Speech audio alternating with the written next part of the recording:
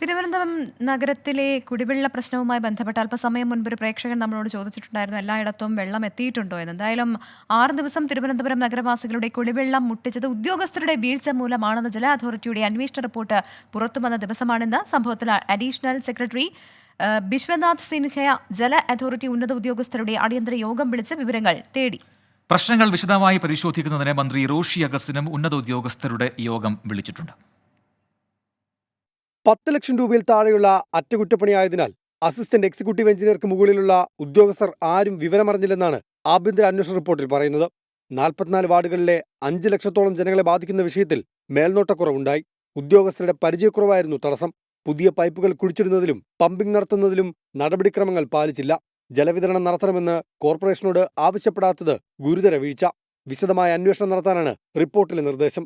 സർക്കാരും ജല അതോറിറ്റിയോട് റിപ്പോർട്ട് ആവശ്യപ്പെട്ടു. വീഴ്ച കണ്ടെത്തിയാൽ ഉദ്യോഗസ്ഥർക്കെതിരെ നടപടിയുണ്ടാകും. കുടിവെള്ള വിതരണം നിർത്തിവെച്ചുള്ള അറ്റകുറ്റപ്പണികൾക്കും പൈപ്പ് പൊട്ടുമ്പോഴുള്ള അടിയന്തര ജോലികൾക്കും പൊതുമാർഗനിർദ്ദേശം തയ്യാറാക്കാൻ ജല അതോറിറ്റി തീരുമാനിച്ചു. നിർദ്ദേശങ്ങൾ വിശദമായി ചർച്ച ചെയ്യാൻ മന്ത്രി റോഷി അഗസ്റ്റിൻ ഉന്നതതല യോഗം വിളിച്ചു.